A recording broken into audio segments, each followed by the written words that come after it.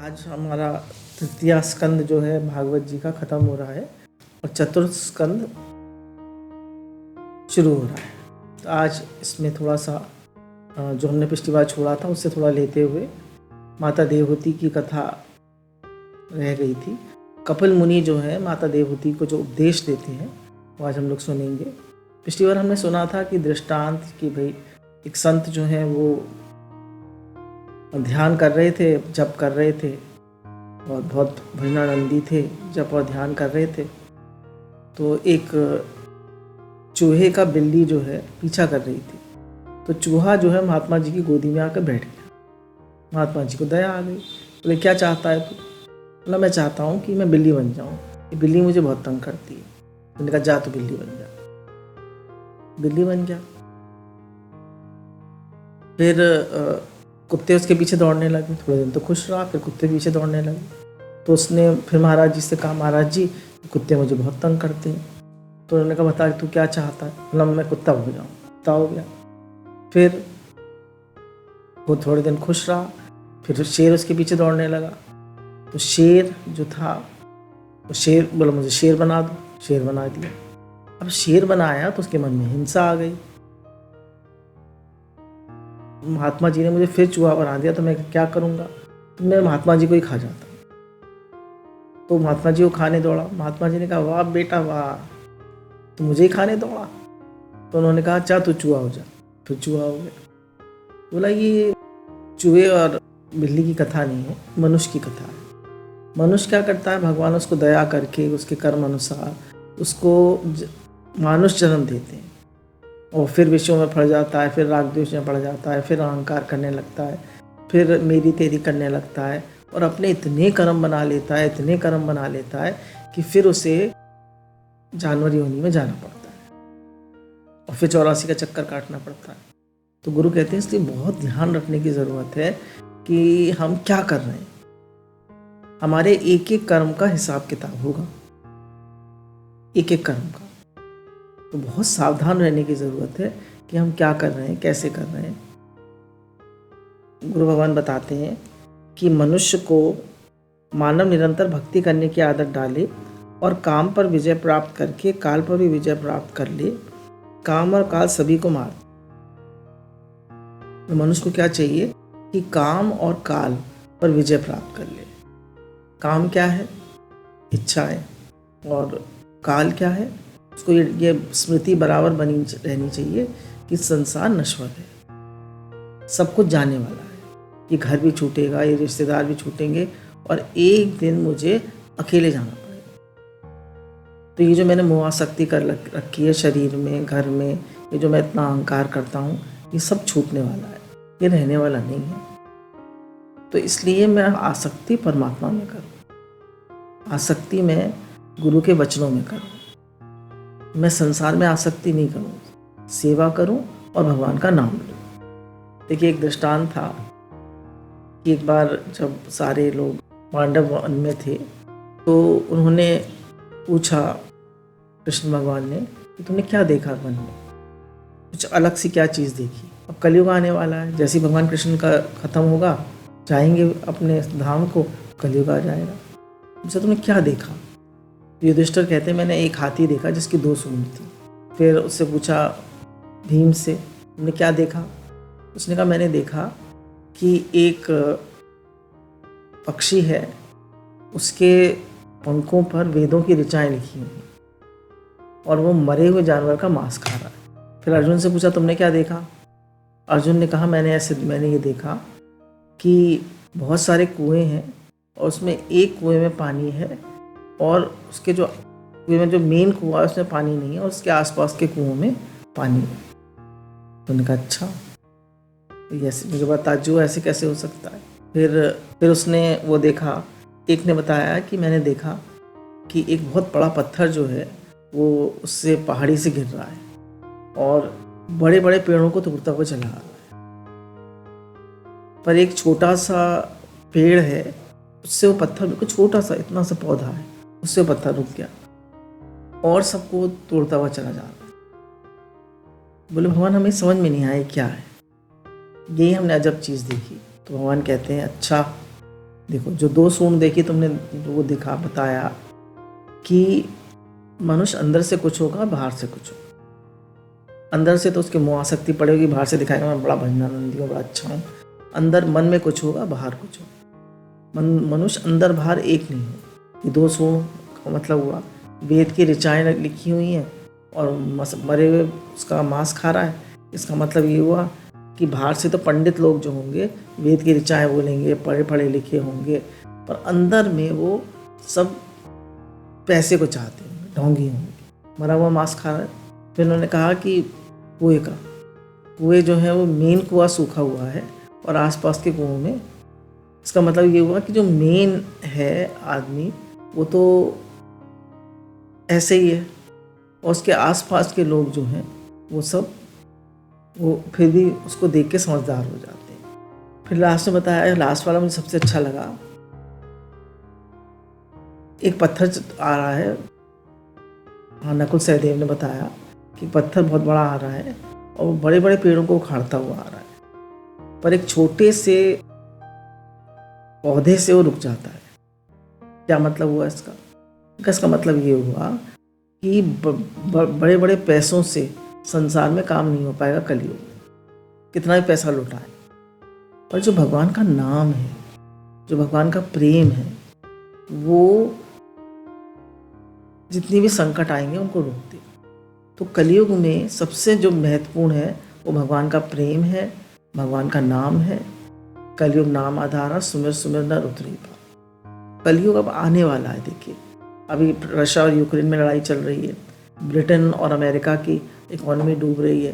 पूरे अगर आप ओवरऑल वर्ल्ड सिनेरियो देखें तो काफ़ी इकोनॉमिक क्राइसिस है।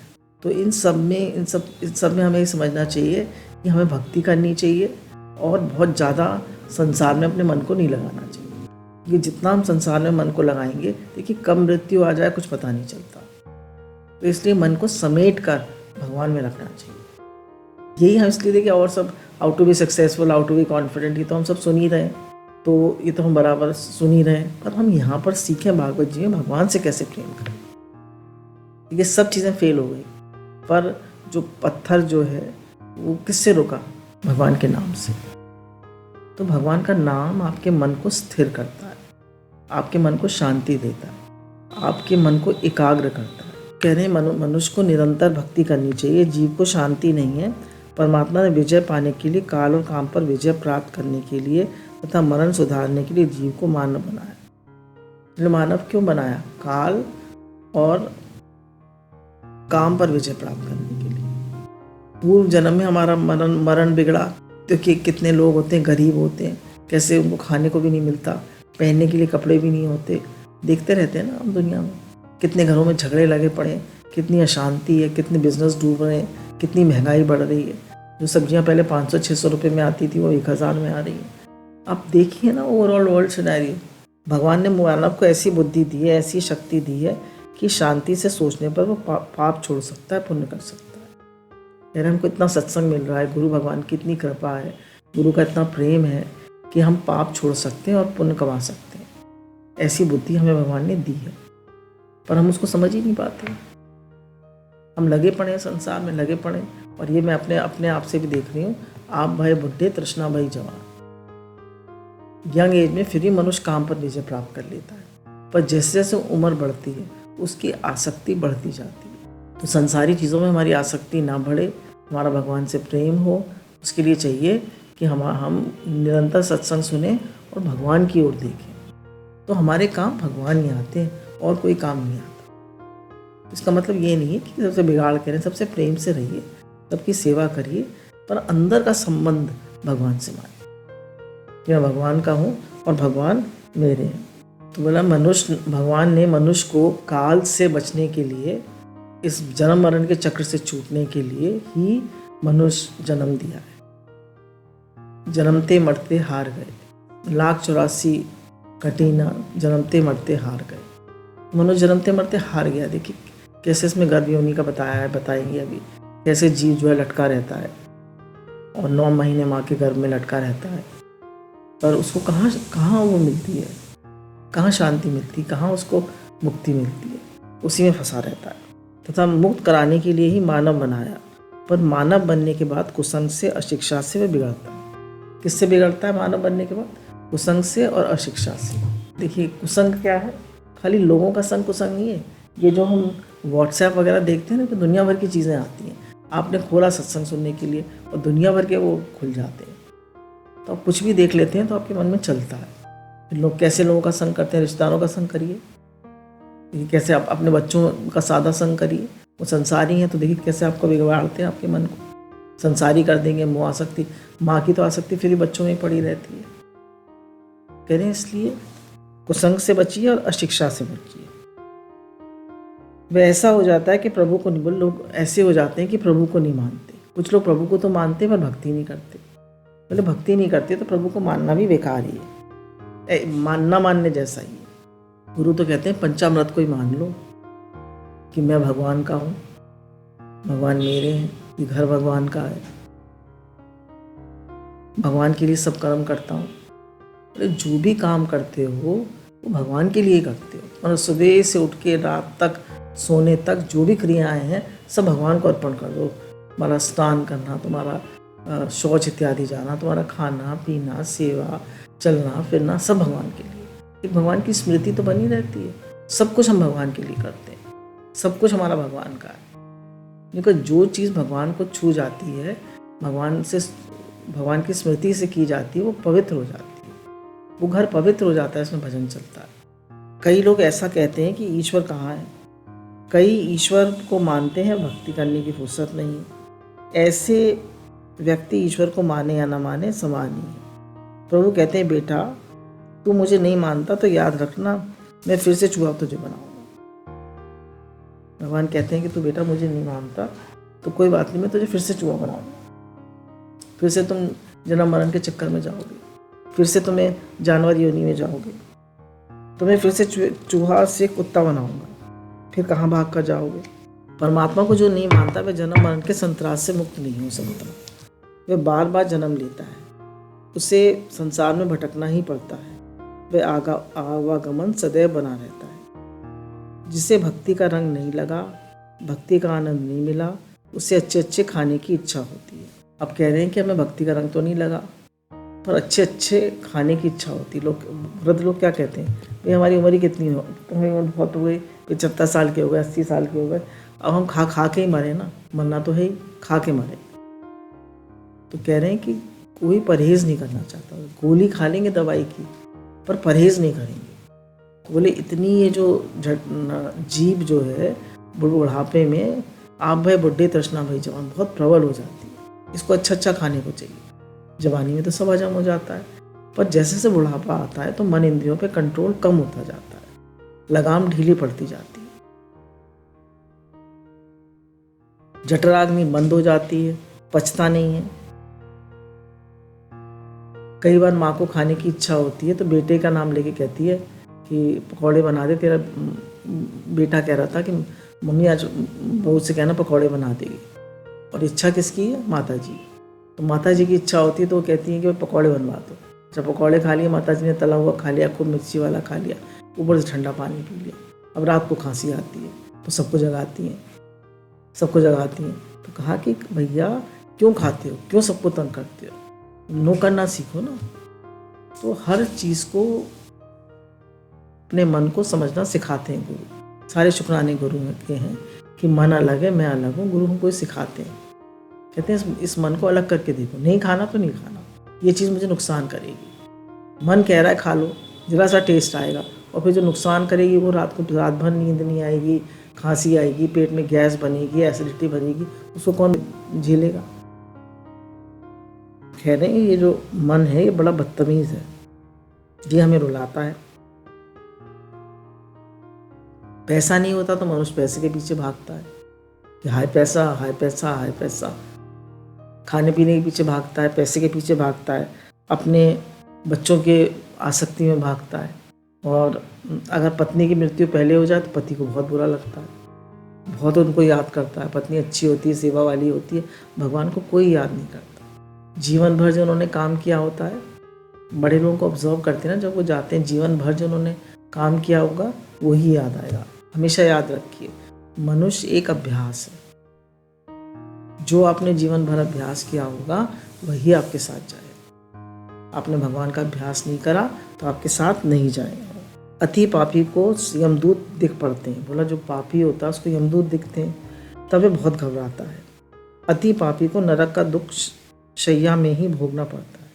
जो बहुत पापी होता है उसको नरक का दुख शैया पर ही भोगना पड़ता है। अति पुण्यशाली को मुक्ति का आनंद मृत्यु से पहले मिलता है।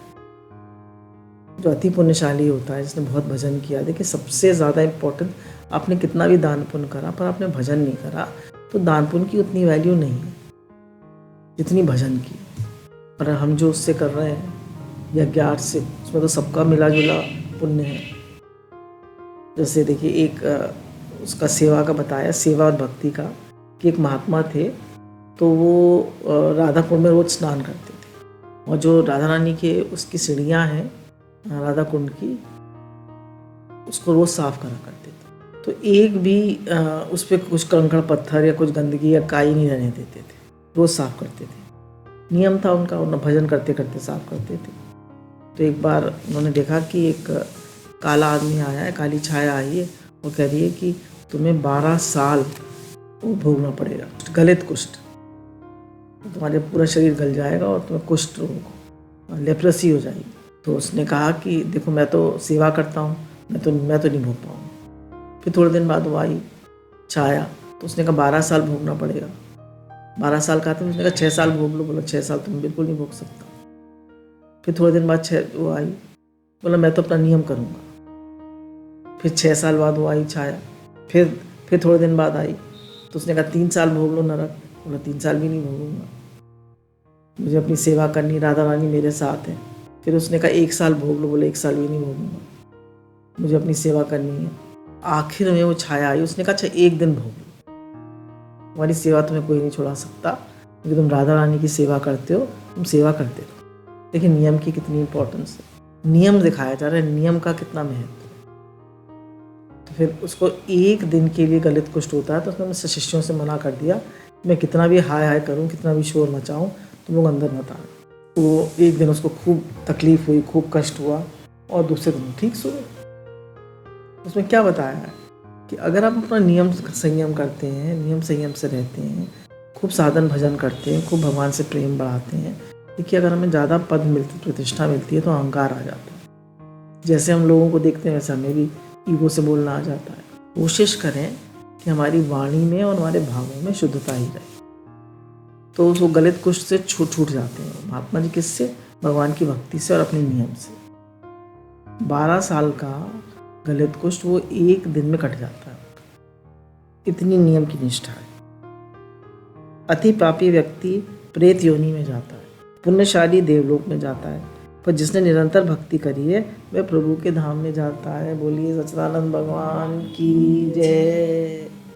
निरंतर भक्ति करिए, वो कहाँ जाता है? वो प्रभु के धाम में जाता है। जिसके पाप पुण्य साधारण प्रमाण में है वे घर में रहते हैं, जीवात्मा घर में रहते हैं,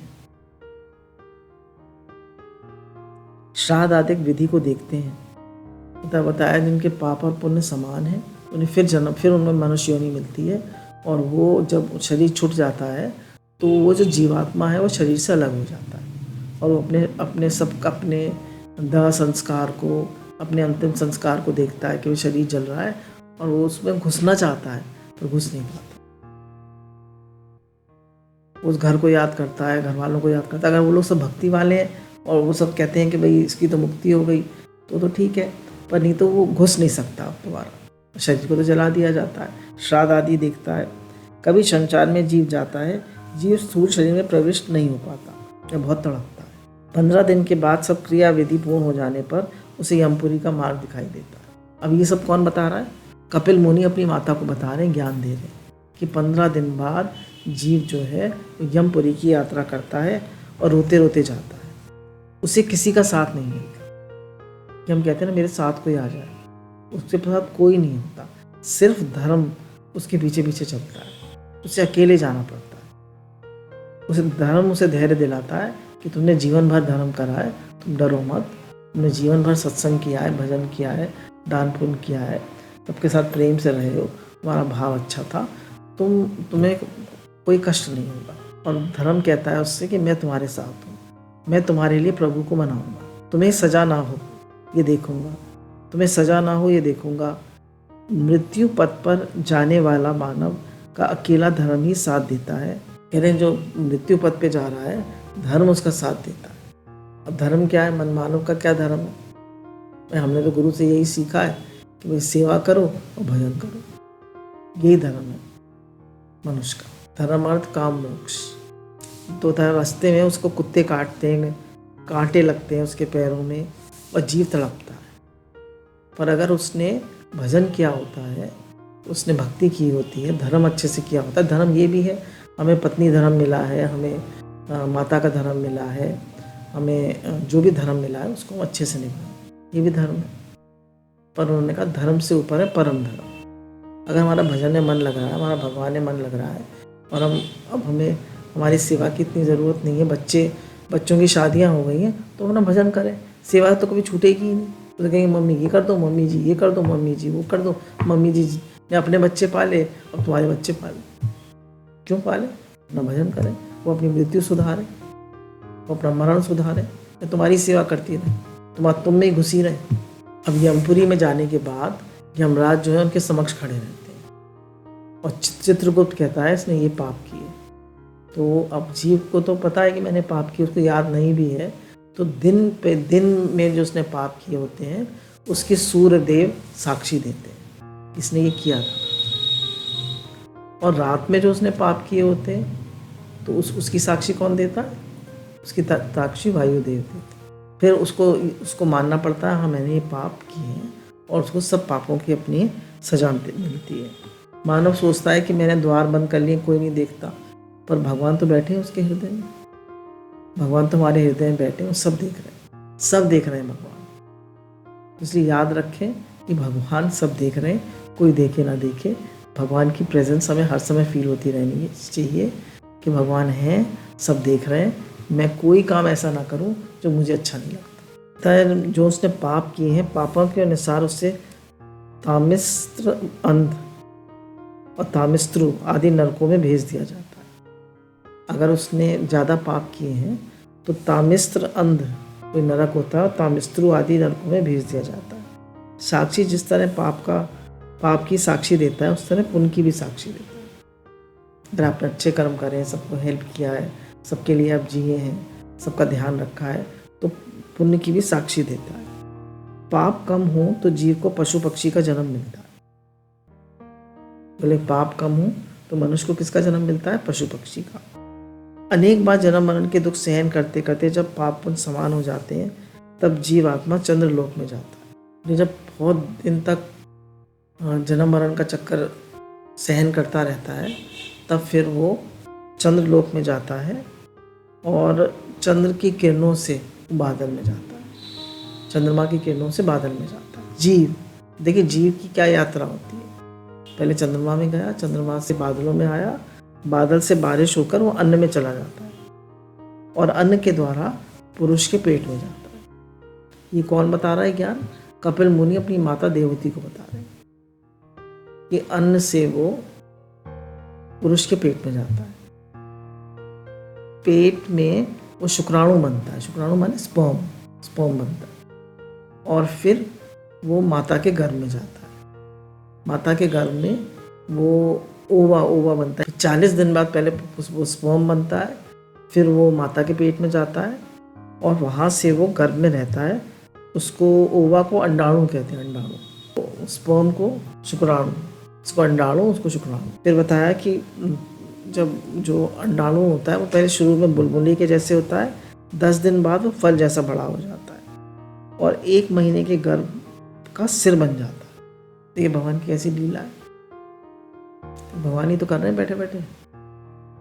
उसके सर निकल आता है, 2 महीने में हाथ पांव निकल आते हैं, 3 महीने में गर्भ के नख और बाल उग आते हैं और 4 महीनों में गर्भ में सप्त धातुएं प्रकट हो जाती हैं और 5 महीने में उसे भूख लगी और प्यास लगती है। अब कह रहे हैं परमात्मा की लीला है, सब भगवान बैठे पेट में कर रहे हैं, गर्भ में कर रहे हैं। अब जो माँ की नाभि से जो देखिए कैसे बताया है माँ की जो नाभि है, माँ के शरीर से जिस नाड़ी से अन्नरस बहता है, उस नाड़ी से दूसरी नाड़ी जुड़ जाती है। हमारा अन्नरस किससे बहता है? ये जो नाभि है ना, कहते हैं नाभि में तेल लगाओ, तेल लगाओ। या कभी वो हो जाती है, बच्चों को गैस हो जाती है, तो कहते हैं नाभि के चारों तरफ लगा लो। क्यों? हींग लगा दो। क्यों? क्योंकि अन्नरस की जो नाड़ी है वो नाभि से जुड़ी होती है, उसका संबंध नाभि के साथ हो जाता है। बच्चे की जो वो है प्लेजेंटा, नाल जो है वो उससे जुड़ी रहती है। नस जो है बच्चे की, नाल जुड़ी रहती है माता की नाभि से, उसका संबंध नाभि के साथ हो जाता है और उससे अन्नरस जो है धीरे धीरे टपकता रहता है और बच्चे की नाड़ी से उसके पूरे शरीर में जाता रहता है। 6 महीने का गर्भ माँ की विष्ठा मूत्र में लौटने लगता है, नरकवास होता है। हम तो बड़े खुश होते हैं कि बच्चा पैदा हो रहा है, बच्चा पैदा हो रहा है, पर उसे नरकवास होता है। अति दुर्गंध में जीव रहता है, तड़पता है। अब 7 महीने में उसका सर जो है निकलने के स्थान पे माता के उस पर फिक्स हो जाता है और 2 महीने और उल्टा लटका रहता है, सर नीचे पैर ऊपर। सोचिए कोई हमारे सर नीचे लटका दे, पैर ऊपर, क्या गति होगी हमारी। हे नाथ, हे नाथ, हे नाथ। और उन 2 महीने में उसको बच्चे को सारे पूर्व जन्म याद आते। जीव कहता है मुझे अब सहन नहीं होता, जगह बहुत सक्रिय है, बहुत दुर्गंध आती है, प्रभु मुझे बाहर निकालिए, मैं आपकी भक्ति करूंगा। भगवान कहते हैं तुमने अनेकों बार वादा किया था और तुमने हर बार दगा दे दिया। जीव कहता है दगा नहीं करूंगा। 280 दिन माँ के पेट में रहना पड़ता है, 9 महीने, तब वह बहुत तड़पता है। माँ को जितना दुख होता है उससे 1000 गुना दुख जीवात्मा को होता है। माँ को कष्ट होता है ना जब बच्चा पेट से बाहर निकलता है, बोले उससे 100 गुना कष्ट जीवात्मा को होता है। अति दुख में वह गर्भ का ज्ञान भूल जाता है और राजा के घर जन्म हो या रंग के घर में जन्म तो दुख का ही कारण है। बोले उसका भूल जाता है वो सब कुछ। जैसे उसको जब जन्मता है तो इतना कष्ट भोगना पड़ता है और भगवान की कुछ ऐसी लीला है कि वो गर्भवास के दुख और पिछले जन्मों को सबको भूल जाता है। यह जीव दुख भोगने के लिए जन्म लेता है। कहने जीव जो है दुख भोगने के लिए जन्म लेता है। जब बच्चा होता है तो उसको पता नहीं चलता कि मेरे पेट में दर्द हो रहा है, मेरे को गैस बन गई है, मेरे को क्या हो गया। तो भूख लगती है तो पता नहीं चलता, प्यास लगती है तो पता नहीं चलता, बस रोता है। अगर माँ समझदार होती है तो समझ जाती है, नहीं तो बेचारा कष्ट ही भोगता रहता है। कभी बुखार आ जाता है, कभी दांत निकलते हैं, कभी कोई और कष्ट हो जाता है, उसे कष्ट ही कष्ट भोगने पड़ते हैं। उसके दुखों का अंत नहीं होता। जीव प्रेम के बिना रह नहीं सकता। कह रहे अब जीव जो है प्रेम के बिना रह नहीं सकता। जो मनुष्य जो है आनंद स्वरूप, प्रेम स्वरूप है ना, जो जीवात्मा है वो प्रेम स्वरूप है, प्रेम के बिना नहीं रह सकता। तो मनुष्य सबसे पहले किससे प्रेम करता है? अपनी माता से। अब बहू के छोटे बच्चे हैं ना, तो देखते हो एक 1.5 साल के बच्चे, तो हमेशा मम्मी मम्मी मम्मी, मम्मा मम्मा मम्मा, जब माँ कोई कुछ कहेगा मम्मी के पीछे ही घूमते रहते, मम्मी चाहिए बस। तो बच्चे को माँ से अटैचमेंट होती है। फिर जब बड़ा होता है तो फिर खिलौने अच्छे लगने लगते हैं। फिर खिलौनों के बाद फिर पिता कहते हैं, मम्मी भी कहती है पढ़ो पढ़ो, पिता भी कहते हैं पढ़ो पढ़ो, डांट लगाते हैं, पिटाई भी लगाते हैं। फिर उसे किताबों से प्यार हो जाता है, फिर उसको लगता है मुझे कुछ बनना है। फिर और बड़ा होता है, मित्रों से हो जाता है। फिर और बड़ा होता है तो उसको लगता है कि मुझे भाई कोई अच्छी नौकरी चाहिए, पैसा कमाना है, तो पैसा कमाने के पीछे भागने लगता है। फिर उसकी शादी होती है तो इतना स्त्री में आसक्त हो जाता है, उसको स्त्री अच्छी लगने लगती है, तो स्त्री का सन अच्छा लगने लगता है। अब उसको अपनी माता अच्छी नहीं लगती। माँ से जो बचपन में प्रेम था, अब वो स्त्री के लिए माता को भी बुरी तरह कर दे। हर बच्चा नहीं करता, पर आम कहानी बताइए, माता को भी बुरी तरह कर देगा। तो बोले जो बालक माता को स्त्री के लिए बुरी तरह करते हैं, अपमान करते हैं माता का, उन्हें नरक होता है। बोले स्त्री के लिए माता को कभी बुरी तरह नहीं करना चाहिए।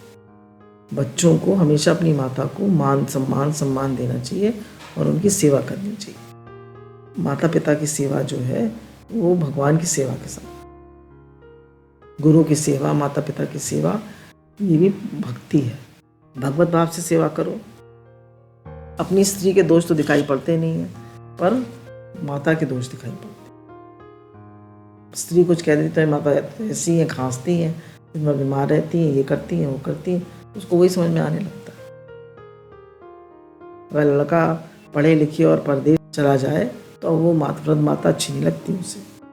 अब कपिल मुनि कहते हैं, माता अनादिकाल से ये जीव संसार में भटक रहा है। माता अनेक बार तुम पत्नी हुई होगी, अनेकों जन्मों में पति हुई होगी। कभी ये जीव पति बना, कभी पत्नी बना, कभी स्त्री बना, कभी पुरुष बना, कभी अमीर घर में पैदा हुआ, कभी गरीब घर में पैदा हुआ। अनेक संतानों को तुमने गोद में खिलाया होगा, अनेकों की शादी रचाई होगी। अपने पूर्व जन्म की संतानें तुम्हें कुछ याद है? पता नहीं। ये देखिए, ये आंखें खोलने के लिए है, ये हमारी समझ जागृत करने के लिए कि हमें पूर्व जन्म की संतान याद है, इस जन्म में मरेंगे तो अगले जन्म की याद रहेंगी। ये सब कहाँ गई? माता जीव अनेक बार पति या पत्नी बनता है तो उसे शांति नहीं मिलती। जो परमात्मा से प्रेम करता है उसे ही शांति मिलती है, उसके दुखों का अंत आता है। बोले कितनी बार भी मनुष्य खा ले, पी ले, करोड़ों अरबों रुपए भोग ले, तो उसे शांति नहीं आती। शांति तभी आती है जब वो भगवान से प्रेम करता है, भगवान से अपनापन करता है। गुरु कहते हैं, मैं भगवान का हूँ, भगवान मेरे हैं, ये पक्का करो। भगवान कपिल देव माता को सावधान करते हैं, माता मैंने जो तुम्हें उपदेश किया है वह तुम अपने मन को देना, अपने मन में उपदेश जो मैंने तुम्हें दिया है उसको धारण करो। अब आपका मन अन्य किसी को दिख नहीं पड़ता, बोले हमारा मन किसी अन्य को नहीं दिख पड़ता, पर हमें तो पता चलता है मेरा मन कैसा है, हमें पता चलता है ना। आपका मन आपको दिखाई देता है, अपने मन को आप सुधार सकते हैं। कह रहे हैं अपने मन को आप ही सुधार सकते हैं, कोई अन्य नहीं सुधार सकता। तो मन के चक्कर में मत पड़िए। मन जो है वो संसारी है। मनुष्य क्या है? एक मन है, और मन जो है मन ही संसार, मनुष्य संसारी है। और मन की जो गति है वो संसार में लगता है तो अधोगति, जैसे पानी नीचे की ओर जाता है ना, ऐसे मन भी नीचे की ओर जाता है। और ऊर्ध्व गति क्या है मन की? जब उसको भक्ति कराओ तो ऊर्ध्व गति में जाता है। भगवान में लगाओ, सबकी सम्मान पूर्वक भगवत भाव से सेवा करो तो ऊर्ध्व गति में जाता है। कह रहे हैं अब मनुष्य में इतनी ताकत है कि अपने मन को भी सुधार सकता है, तन को भी सुधार सकता है, तन और मन दोनों को सुधार सकता है। तुम परमात्मा का अंश हो माता, मन से ही बंधन है, मन से ही मुक्ति है। देखिए, मन याद रखिए, मन से ही बंधन है, मन से ही मुक्ति है। लोग जिस चाबी से ताला लगाते हैं उसी चाबी से ताला खोलते हैं। खोलना और बंद करना दोनों क्रियाएं जिस तरह एक ही चाबी से होती हैं, उसी तरह माता बंधन भी मन से तथा मोक्ष भी मन से मिलता है। बंधन भी मोक्ष से मन से मिलता है और मुक्ति भी मन से मिलती है। मन संसार के विषयों से बहुत प्रेम करता है।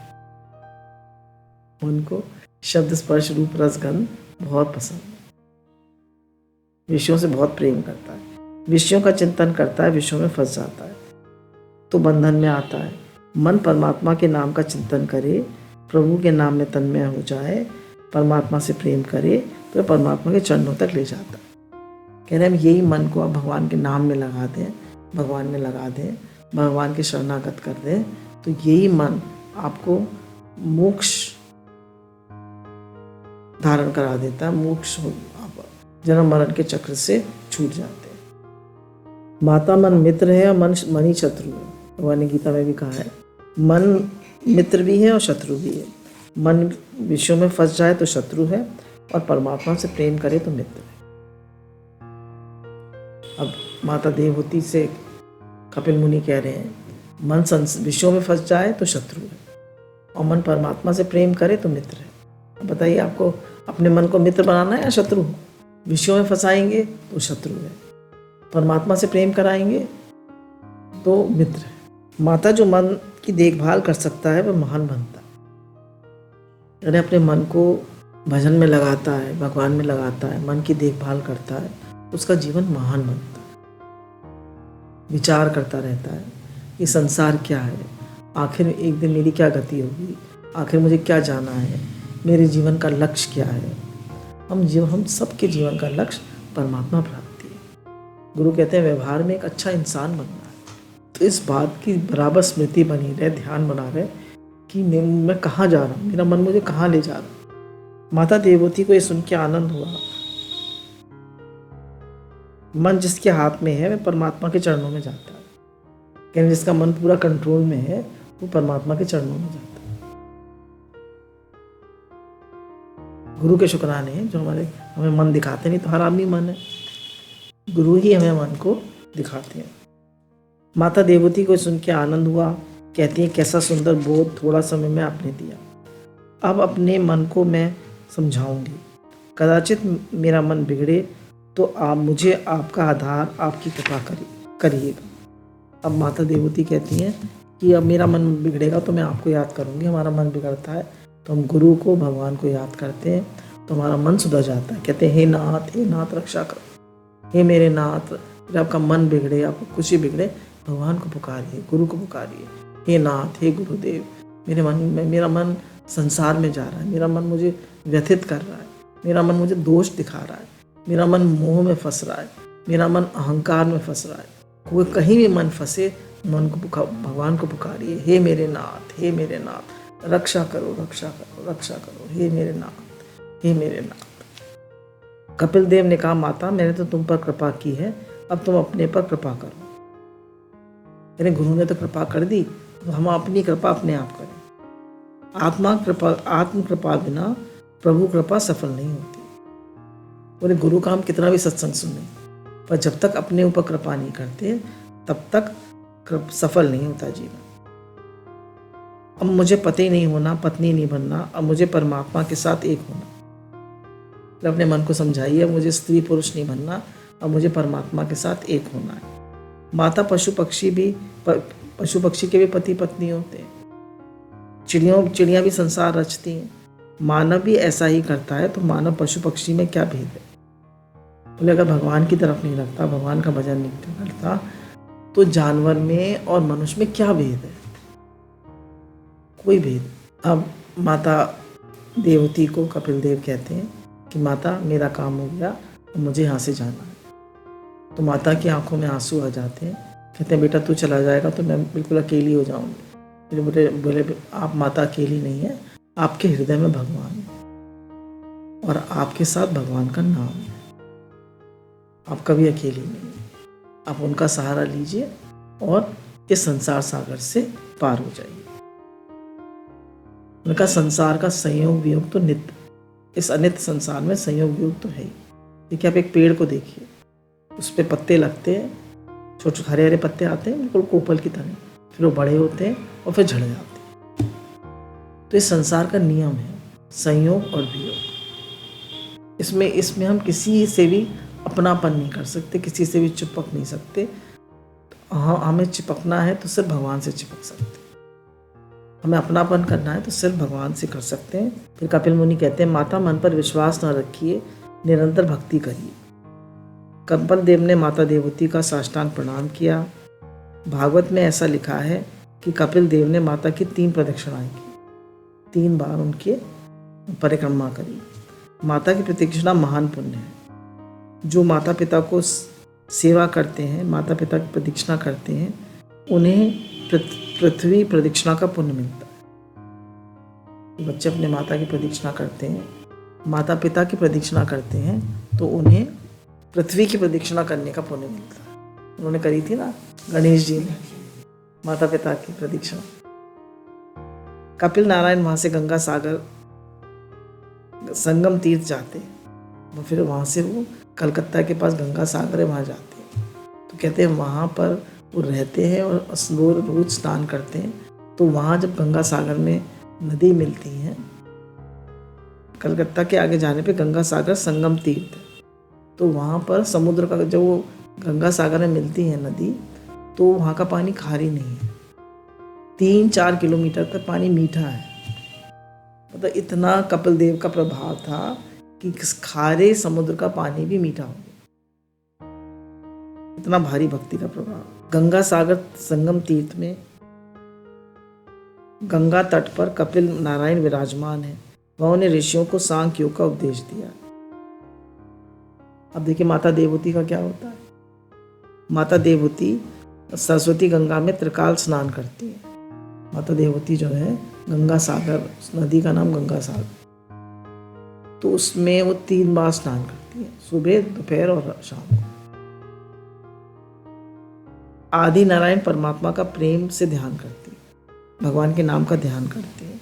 ध्यान करते करते उनका हृदय द्रवित हो जाता है और तन्मयता आ जाती है, आनंद आने लगता है। देवहूति माता के बाल बहुत सुंदर थे। धीरे धीरे उनके बालों की जटाएं बन गई। माता अब योगिनी बन गई। परमात्मा के ध्यान में अब देह का ध्यान नहीं रहता। यद्यपि देवहूति माता को भी देह त्रस्त करती थी। मन को बुरी आदत पड़ गई थी। मन में जो सुख भोगा था, मन ने सुख भोगा था, उसका स्मरण आता है। कैसे हम लोग उसमें विमान में घुमा करते थे, कैसे मैं कदम ऋषि के साथ रहती थी, कैसे हम विमान में घूमते थे, वो सब बातें उन्हें याद आती। देवहूति माता मन को समझाती हैं, जिसका तुमने त्याग कर दिया उसका विचार क्यों कर रहे हो। हमें भी कभी कभी जवानी के दिन याद आ जाते हैं। बच्चे जब बुरी तरह करते हैं, छोटे होते थे कितनी कठिनाई से पाला है, कितना और पति भी पहले कैसे होते हैं। जब जवान होती है स्त्री तो आप पति आगे पीछे घूमते हैं। जब स्त्री को थोड़ी वृद्ध होने लगती है, सब उसको वो करने लगते हैं, इग्नोर करने लगते हैं। तो कह रहे हैं कि उन जो दिन हमने छोड़ दिए, जो बीत गया, बीती दाए बिसार दे आगे की सुध ले। अब तुम भजन करो, तुम भगवान में मन लगाओ, तुम सेवा करो, तुम सत्संग करो। फिर भी कभी कभी मन भटकने लगता है, मचलता है। मन में बहुत ताकत है। मन ज्ञान को धक्के मार के हटा देता है। तेरे मन में इतनी ताकत है कि ज्ञान को धक्के मार के हटा देता है। मन को समझाएंगे फिर भी मैं नहीं मानता।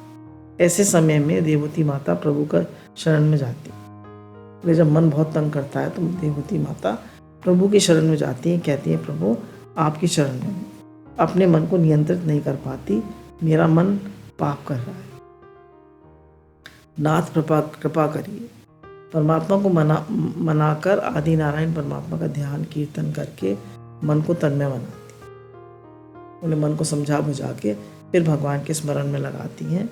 मन जब पाप करने लगे, खराब विचार करने लगे, ज्ञान को धक्के मारने लगे, तब प्रभु के नाम का कीर्तन करें। यानी जब मन में मोह आ जाए, आसक्ति आ जाए, राग द्वेष आ जाए, खराब विचार आने लगे, दोष दृष्टि हो जाए, तो भगवान को पुकारें, भगवान का नाम लीजिए। हे नाथ हरे कृष्ण कृष्ण कृष्ण हरे हरे, हे नाथ हे नाथ हे नाथ। माता देवहूति को वह सिद्धि मिली। इससे इस क्षेत्र को लोग सिद्धपुर कहते हैं। माता देवहूति परमात्मा का ध्यान करते करते परमात्मा में लीन हो जाती। फिर माता देवहूति को वहाँ सिद्धि मिली। इससे उस क्षेत्र को सिद्धपुर कहते हैं। कपिल महामुनि ने माता देवहूति का उद्धार किया। इससे महापुरुष उसे मात्र गया भी कहते हैं। मात्र गया काशी के पास है। हमारे गुजरात में मात्र गया सिद्धपुर है। कपिल नारायण की मंगल में कथा वक्ता श्रोता के पापों को जलाने वाली है। जो आपने कथा सुनी, ये श्रोता वक्ता दोनों के पापों को जलाने वाली है। जो वक्ता इस कथा को प्रेम से कहता है, जो श्रोता सावधान होकर इसे सुनता है, मनन करता है, उस वक्ता और श्रोता को श्री कृष्ण के चरणों में अनन्य भक्ति प्राप्त होती है। बोलिए सच्चिदानंद भगवान की जय, बांके बिहारी लाल की जय, हमारे श्याम सुंदर भगवान की जय।